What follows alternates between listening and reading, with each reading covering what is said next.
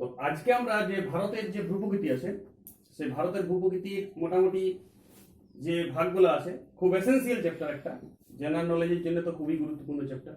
আমরা যেই যা পড়ি, আর্টস নিয়ে পড়ি বা কমার্স নিয়ে পড়ি বা সায়েন্স নিয়ে পড়ি, ভবিষ্যতে এইটাই শেষে তো তোমাকে ভূপ্রকৃতি যাইতে হবে, নাহলে নাম্বার উঠবে, নাম্বার দিয়ে কোনো কিছু হবে না। তুমি একটা বিএসসি নার্সিং যে পরীক্ষা দিতে যাও, সেখানে ভূগোল পরীক্ষা আছে, ভূগোলের কনসেপশন আছে। নার্সিং পরীক্ষা তো ভূগোল সব দিক, রেল, পিএসসি, মিসেলেনিয়াস, ডাব্লিউবিসিএস, মানে ভারতের ভূপ্রকৃতি থেকে কোশ্চেন একদম মাস্ট। এবং ভারতের ভূপ্রকৃতির কনসেপশন থেকেও গাদা প্রশ্ন আছে। আমি আবার বলেছি, ভারতের ভূপ্রকৃতি হোক, নদ নদী হোক, রাজ্যের কনসেপশন চাই। রাজ্য সম্বন্ধে যদি কারো নলেজ না আছে ভারতের, তাহলে ওইটা আগে করতে হবে। রাজ্য পড়ার পরে এইসব রাজ্যগুলোকে সেটিং করে বোঝাইতে হবে। এটা আমি অনেকবার বলেছি। তো সেই আমরা আজকে ভূপ্রকৃতি একটা ভাবছি সিরিজ ছাড়বো, পুরা ভূপ্রকৃতিটা ভারতের, কোথায় কোন পর্বত আছে, কোথায় কোন দুন, কোন উপত্যকা, কোন মালভূমি, কোন সমভূমি, কোন উচ্চভূমি, কোথায় কি উপকূল রেখা, গোটা ভারতটা সময়। কিন্তু তার মাঝে মাঝে রাজ্যের কনসেপশনটা সবার প্রয়োজন আছে। যারা এই ভিডিওটা দেখবে বা এই ভিডিওটা যারা বুঝতে চাইবে, রাজ্য সম্বন্ধে অবশ্যই জানতে হবে। আর আমরা আজকে উত্তর এবং উত্তর পূর্বের পার্বত্য অঞ্চল, ভারতের ভূপ্রকৃতির যে ভাগ আছে, এইটা একটা কনফিউজ থাকে। কোনো বইয়ে 5টা ভাগ, কোনো বইয়ে 6টা ভাগ, কোনো বইয়ে 7টা ভাগ। আমার গোটা ভারতবর্ষের ম্যাপটাকে কভার করে নিয়েছি, তাতে 4টা ভাগও আমি কভার করতে পারি। আমি যদি এরকম ভাবে ভাগলা বলি, উত্তর ও উত্তর পূর্বের পার্বত্য অঞ্চল, এবং একটা ভাগ হয়ে গেল, কিন্তু সব হয়ে গেল, নাগাল্যান্ড, মিজোরাম, মণিপুর, আসাম সব হয়ে গেল পড়া। তারপর আমরা পড়তে থাকবো উত্তরের সমভূমি এবং মরুভূমি, যদি বলি দুটা ভাগ হয়ে গেল। মধ্য ও পূর্ব ভারতের উচ্চভূমি 3টা ভাগ, ফির উপকূলের সমভূমি করলে তো 4 ভাগে শেষ, পরে দ্বীপ অঞ্চল 5 ভাগ। এইখানে কনফিউজ করার দরকার নাই যে 5 ভাগ না 7 ভাগ। আমার গোটা ভারতবর্ষের ম্যাপ, এমনকি দ্বীপ অঞ্চলগুলো সমেত যদি আমি আমার ভাগের মধ্যে ফেলাতে পারি, তাতে জয়েন করে দেবো দুটা, কোনো ব্যাপার নয়। জেনারেলি আমরা 6-7 ভাগে ভাগ করি। তো আমরা আজকে একটা ভাগ উত্তরের যে পার্বত্য অঞ্চল আর উত্তর পূর্বের পার্বত্য অঞ্চল একসাথে পড়ার চেষ্টা করব। এই ভিডিওটা পড়ার জন্য অনেক তথ্য, তার মধ্যে একটা গিরিপথ থেকেও প্রশ্ন হয়, গিরিপথ। তো এটার সাথে আমি গিরিপথটা অ্যাটাচ করিনি। গিরিপথের একটা স্পেশাল ভিডিও, পর্বত জানার পর, পর্বতের কনসেপশন আসার পর গিরিপথের একটা ক্লাস, শুধু গিরিপথ। সেটা পশ্চিমঘাট পর্বতের গিরিপথ, পূর্বঘাট পর্বতের গিরিপথ, গোটা ভূপ্রকৃতি পড়ার পরে গিরিপথের একটা আলাদা ক্লাস হবে, শুধু গিরিপথ। শুধু হিমালয়ের তো গিরিপথ থাকে না, পশ্চিমঘাটেরও গিরিপথ আছে, পূর্বঘাট পর্বতেরও গিরিপথ আছে। ফলে আমরা টোটাল গিরিপথ পড়ে ফেলি শেষে। তো এখন আমি এইখানটাই গিরিপথকে বাদ দিয়ে যাবো। তো এখন আমরা যেটা দেখব সেটা হচ্ছে, এইটা ভারতবর্ষের ম্যাপটা আমি এঁকে রেখেছি, যে দেরি হবে বুঝিয়ে দিই। তো এখানে আমি রাজ্যটা আমি চিনি। এই যে এটা এখন ভাগ হয়েছে, যে কাশ্মীর, জম্মু কাশ্মীর, এটা লাদাখ।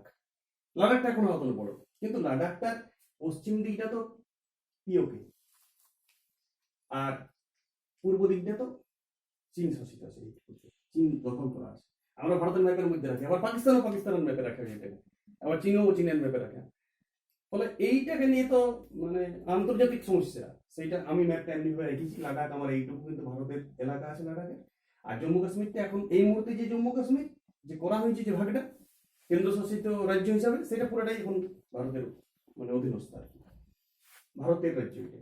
আর এইটা হিমাচল প্রদেশ, আর এইটা উত্তরাখণ্ড, পরে নেপাল দেশ, এইখানে আমার সিকিম, একটু পশ্চিমবঙ্গ, এইটা তো আসাম রাজ্য তো উত্তর পূর্ব ভারতের সব রাজ্যকে কাজ, উপরে অরুণাচল প্রদেশ, নাগাল্যান্ড, মণিপুর, মিজোরাম, ত্রিপুরা, আর এটা মেঘালয়।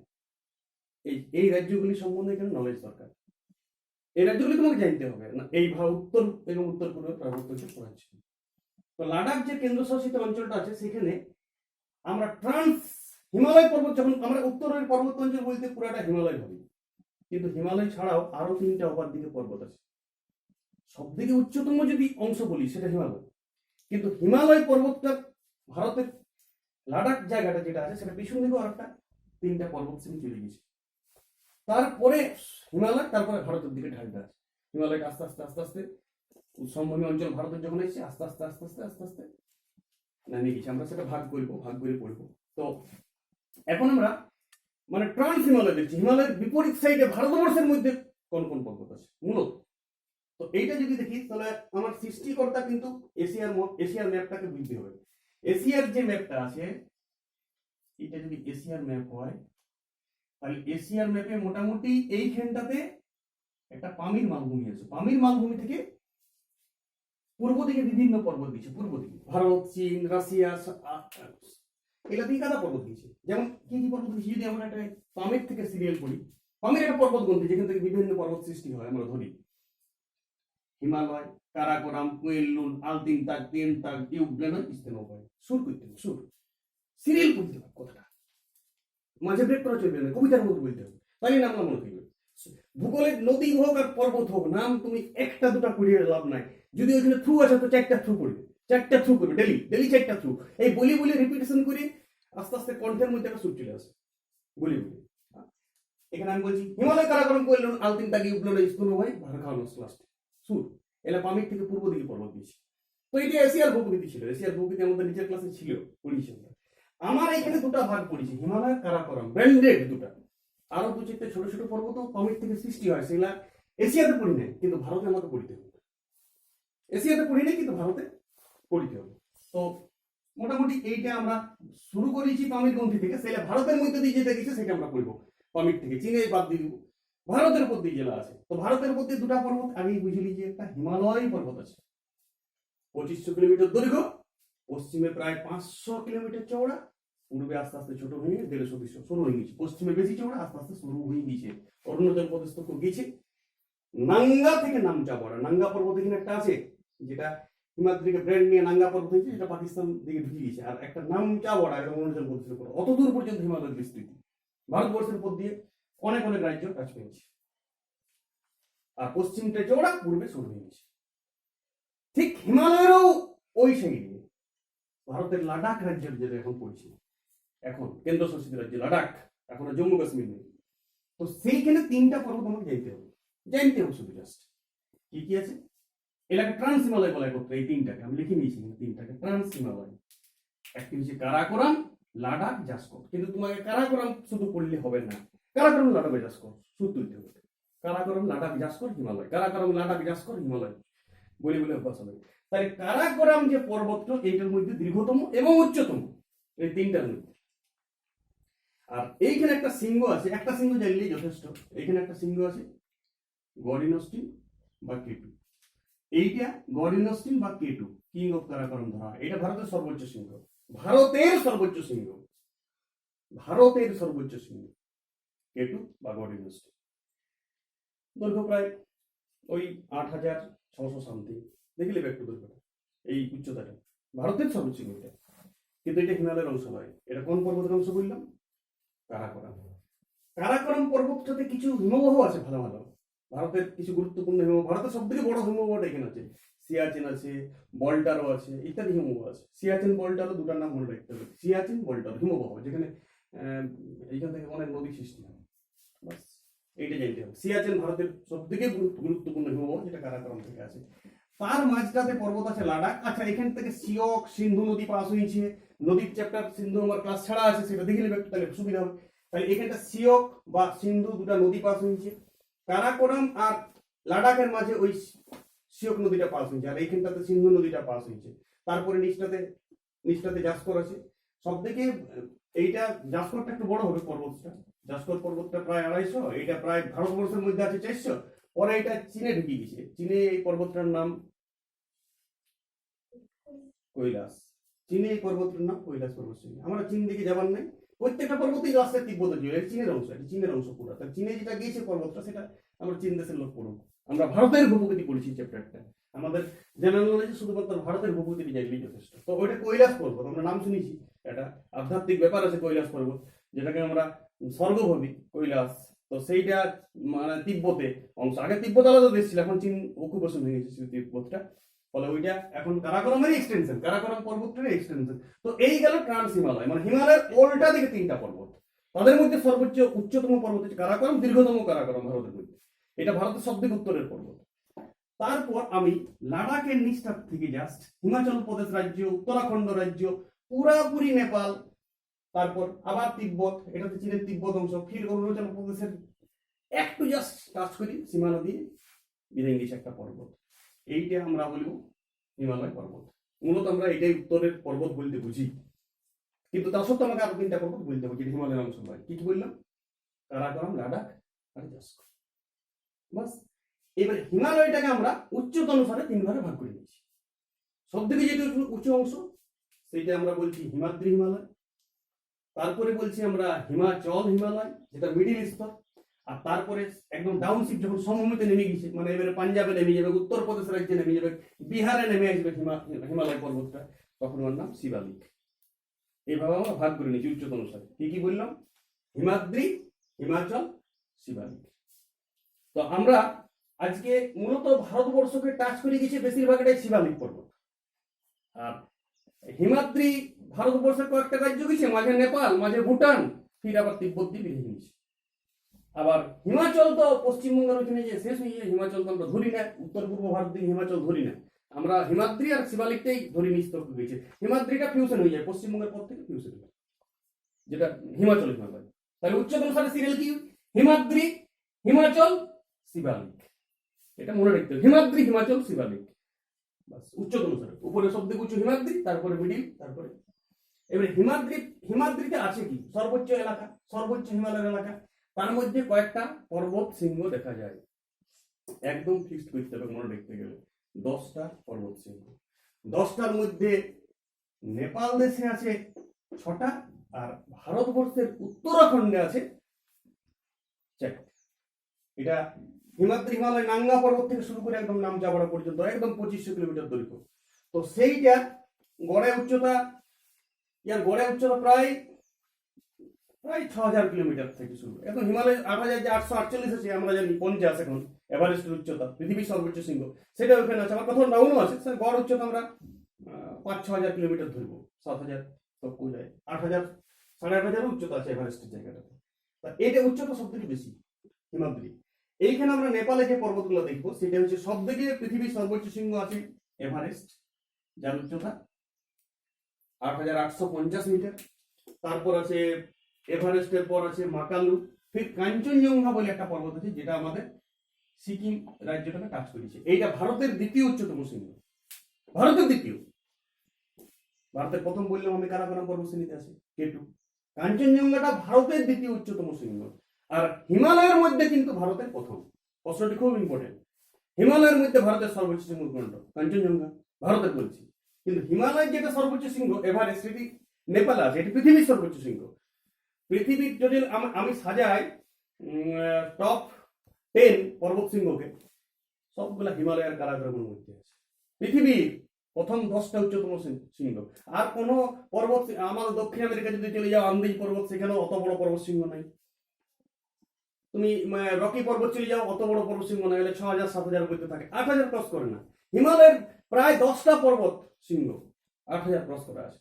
আর কারাকোরামটা ওই K2 একটি, হিমালয়ের 9টা আর ওইদিকে একটি, 10টা আমাকে ভারতবর্ষের মধ্যে আছে। তার মধ্যে নেপালে 4-5টা আছে, ওইটুকু দেশটা নেপাল, পৃথিবীর সর্বোচ্চ শৃঙ্গ 4-5টা ওইখানে আছে। তাহলে নেপালে জেলা জেলা আছে, সেটা হচ্ছে এভারেস্ট, মাকালু, ধবলগিরি, অন্নপূর্ণা, গৌরীশঙ্কর, এগুলো নেপালে আছে। আর কাঞ্চনজঙ্ঘা যেটা, সেটা তো পশ্চিমবঙ্গের মধ্যে পড়ছে, মানে ভারতের মধ্যে পড়ছে। তাহলে এই গেল 6টা পর্বত। কি কি সিরিয়াল করলে ভালো হয়? এভারেস্ট, কাঞ্চনজঙ্ঘা, মাকালু, ধবলগিরি, অন্নপূর্ণা, গৌরীশঙ্কর। মোটামুটি এটা এভারেস্ট, এটা মাকালু, এটা কাঞ্চনজঙ্ঘা, অন্নপূর্ণা, ধবলগিরি, গৌরীশঙ্কর। এভাবে সুর একসাথে সব 6টা পড়বে, যখন পড়বে রিডিং মারিবে, স্কিল আসবে, এই স্কিলটা আস্তে আস্তে চলে আসবে, নামগুলো আউট হয়ে যাবে। আর দুটো আমাকে সিরিয়াস যেতে হবে, কোনটা কোনটা? এভারেস্ট আর কাঞ্চনজঙ্ঘা। বাস, কাঞ্চনজঙ্ঘার উচ্চতা নেওয়া দরকার আছে ওই 8500, ওই 99 বা প্রায় 8600 কাছাকাছি।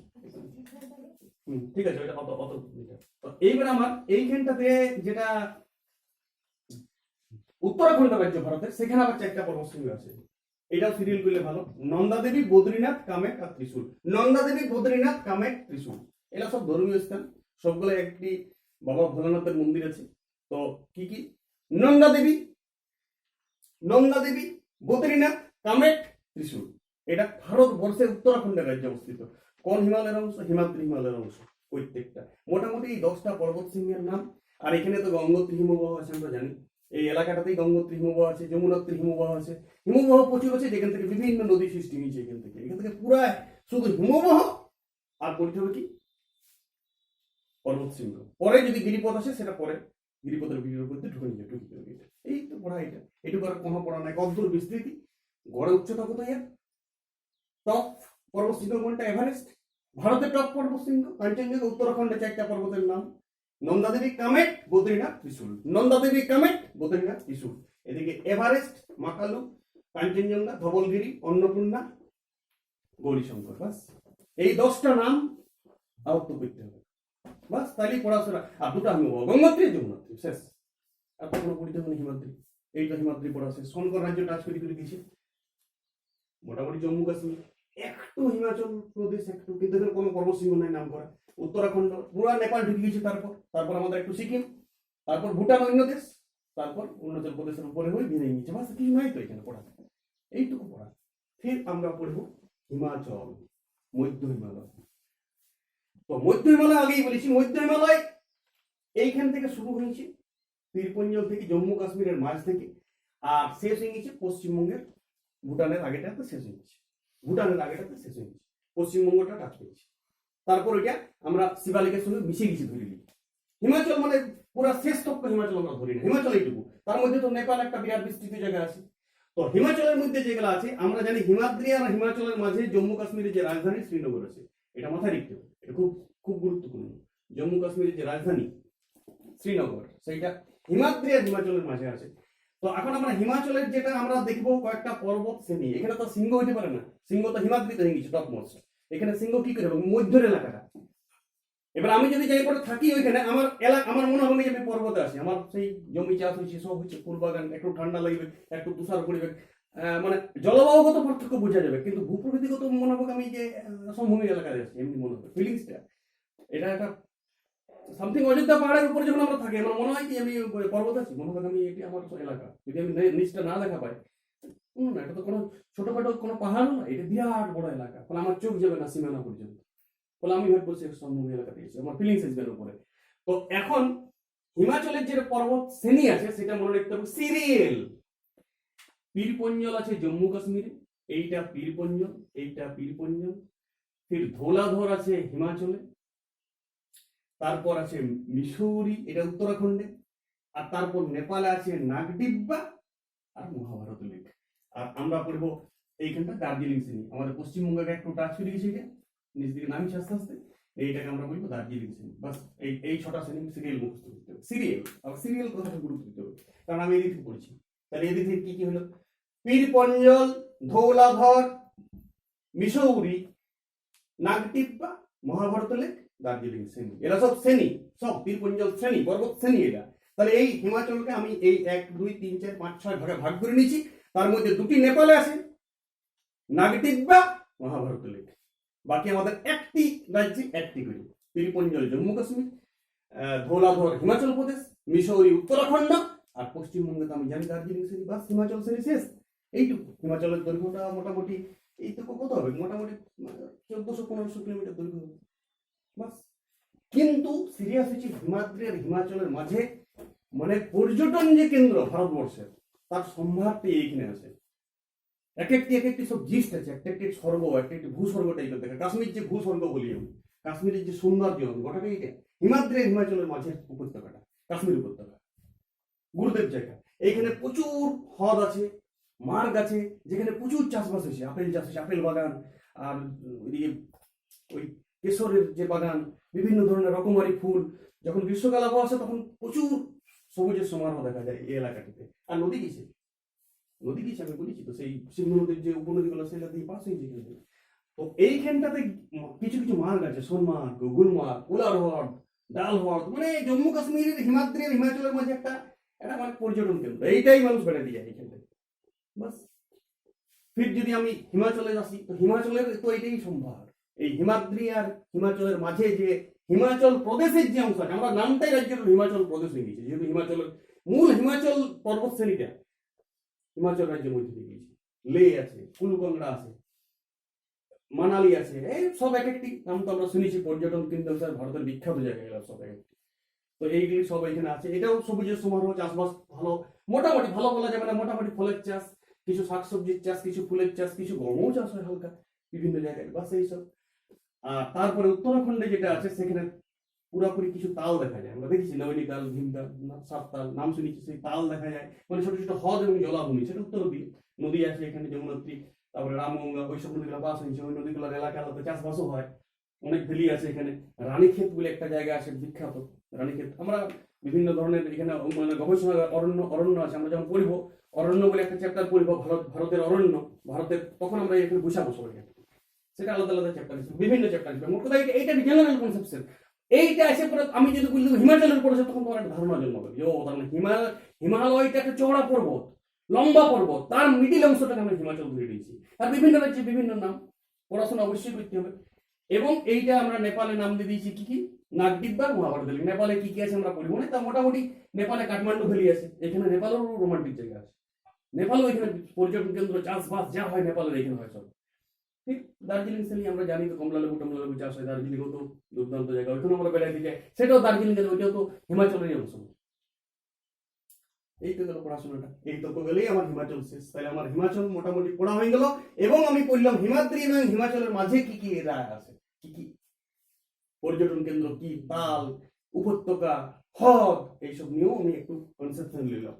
ফির আমরা হিমালয়ের সব থেকে গুরুত্বপূর্ণ, যেটা ভারতবর্ষের অধিকাংশ এলাকাকে টাচ করে গিয়েছে, সেটা শিবালিক হিমালয়।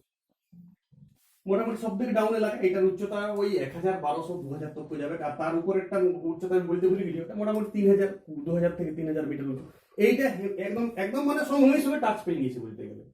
তো শিবালিক হিমালয় আমরা জম্মু রাজ্যে যেটা গেছে, এইখানটাতে জানতাম শ্রীনগর আছে, আর এখানে জম্মু। এই জম্মুটা মোটামুটি হিমাচল আর হিমাদ্রির মাঝের অংশ। জম্মু কাশ্মীর যে রাজ্য, তার জম্মু নিচটা আর উপরটা শ্রীনগর। হিমাদ্রি হিমাচলের মাঝে আছে শ্রীনগর, আর এখানে আছে জম্মু। তো এই জায়গাটাকে আমরা জম্মু ভ্যালি বলি। এখানে প্রচুর চাষবাস হয়, ফলের চাষ, ফুলের চাষ। ওই এলাকায় যে ফলের চাষ হয়, তার থেকে এটা ডাউনে আছে আরো, এখানে আরো পলি জমি এসেছে, নদীগুলো নিয়ে এসেছে, শতদ্র মতদ্র নদীগুলো, ফলে এইখানটাতে ভালো চাষ হয় এই জম্মু ভ্যালিতে, শিবালিকে। ঠিক আমি এইটা হিমাচল প্রদেশ রাজ্য টাচ পাই না, এটা রাজ্য টাচ পাই নিচে জম্মু কাশ্মীরের জম্মু এলাকাটা, ফির উত্তরাখণ্ড, আর তারপরে তো ওদিকে উত্তরপ্রদেশ, পাঞ্জাব, এই এলাকাটা পড়ে গেছে। তো গন্ডুর ভ্যালি বলি আমরা এটাকে। গন্ডুর ভ্যালির মধ্যে মোটামুটি এখানে দুন আছে, দেরাদুন এখানে অবস্থিত, উত্তরাখণ্ডের যে দেরাদুন, বিভিন্ন টাউন এখানে অবস্থিত। ঠিক এটা চলে গেছে নেপালে, চুরিয়া মুড়িয়া নাম নিয়ে, নেপালের ডাউনে একদম, নেপাল, বিহার, নেপাল, উত্তরপ্রদেশের বর্ডার দিয়ে। ঠিক চলে গেছে এটা পশ্চিমবঙ্গের ওই সিংহলীলা পর্বতটা। পশ্চিমবঙ্গের এটাই নেপালের সাথে পশ্চিমবঙ্গের পৃথক করেছে এই পর্বতটা, সিংহলীলা, যার সর্বোচ্চ সিংহ সান্দাকফু। পশ্চিমবঙ্গের এটাই সর্বোচ্চ সিংহ, আমরা জানি। তো তারপর এই পর্বতটা চলে গেছে অরুণাচল প্রদেশ রাজ্যে। অরুণাচল প্রদেশ রাজ্যে তারা এইদিকে এই পর্বতটাকে আমরা চারটা নাম বললাম। জম্মু কাশ্মীরে বললাম জম্মু ভ্যালি, উত্তরাখণ্ডে বললাম গন্ডুর ভ্যালি, নেপালে চুরিয়া মুড়িয়া, আর এখানে সিংহলীলা পর্বত। ঠিক অরুণাচল প্রদেশে যাকে আমরা আরো চারটা ভাগে ভাগ করি, সিরিয়াল করতে হবে। ডাফলা মিরি, আবর মিসমি, ডাফলা মিরি, আবর মিসমি, মাঝে মাঝে গ্যাপ আছে, আর মাঝে মাঝে এই ডাফলা মিরি, আবর মিসমি। অরুণাচল প্রদেশ রাজ্যে শিবালিকের চারটা অংশ। অরুণাচল প্রদেশ রাজ্যে শিবালিকের চারটা অংশ সিরিয়াল পড়তে হবে, ডাফলা মিরি, আবর মিসমি, শুধু নাম জানতে হবে বাস। তারপর এটা ওই নামচাপাড়া দিকে ব্রহ্মদেশ লিখে দিচ্ছে, আমার আর দেখার দরকার নেই। এই পর্বতটি পরে কাটিং মেরেছে, শিবালিকের পর্বতটি পরে কাটিং মেরেছে, যেটা আমরা উত্তর পূর্বের পার্বত্য অঞ্চল পড়ি।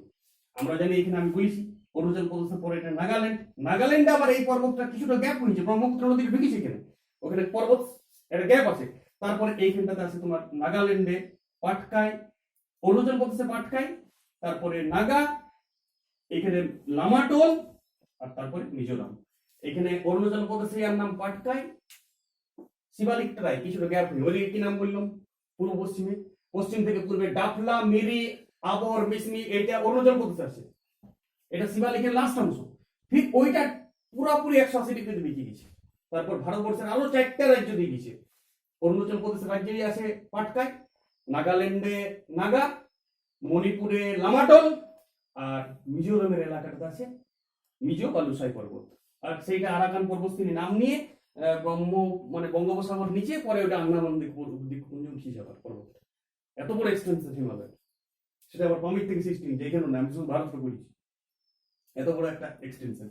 ঠিক এইখানে আমরা আরো যে মেঘালয় যে রাজ্য 3টা পাহাড় দেখতে পাই, গারো, খাসি, জয়ন্তিয়া, সেই পাহাড়টা কিন্তু ভারতের দক্ষিণাত্যের ভূপ্রকৃতির অংশ। আমরা দক্ষিণাত্যে যখন ভূপ্রকৃতি পড়বো তখন এটা বুঝবো। এটা দক্ষিণ লাভাগুড়িতেও দেখা যায়, এটাতে কোনো ভঙ্গিল পর্বত, হিমালয় তো ভঙ্গিল পর্বত, পলিমেটিয়াস হিমালয়, বারাণসীতে আছে, কিন্তু এইখানটাতে আগ্নেয়শিলা দেখা যায়। ফলে এই পর্বতটা হিমালয়ের অংশ ধরি না আমরা, এটা দাক্ষিণাত্য যে মালভূমি তার অংশ ধরি, কিন্তু উত্তর পূর্বে পার্বত্যাঞ্চলের মধ্যে পড়ছে। ফলে আমাকে পরিচিত হচ্ছে এটা এই গারো খাসিয়া জয়ন্তিয়া, এটা মেঘালয়ের যে রাজ্য আছে সেইখানের অংশ। আর তাছাড়াও আসামে আরো দুটো পর্বত আছে, একটা মিরিক আর একটা বরাইল। বরাইলটা মণিপুরের কাছে, আর ওই দিকটা অরুণাচল প্রদেশের ওইখানটাতে কাছাকাছি এলাকাতে মিরিক বলে দুটো পর্বত আছে। এই টোটাল যে কনসেপশনটা, এই টোটাল কনসেপশনটা খাতার মধ্যে একই জায়গাটা গেলে বুঝেই গেলে পড়াটা শেষ হয়ে যাবে। পুরাপুরি ভূপ্রকৃতি সম্বন্ধে একটা ভালো ধারণা, একটা স্বচ্ছ ধারণা চলে আসবে। কিন্তু আগে রাজ্য সম্বন্ধে কনসেপশন করতে হবে, তারপরে এই নামগুলো আবার নাম সিরিয়াল তোমাকে করতে হবে। এখানটায় নাম বলতে হবে এই ছোটা পর্বতের এভারেস্ট, মাকালু, কাঞ্চনজঙ্ঘা, ধবলগিরি, অন্নপূর্ণা, গৌরীশঙ্কর, তারপরে এখানে নন্দা দেবী, বদ্রীনাথ, কামেট, ত্রিশূল, নাম করতে হবে।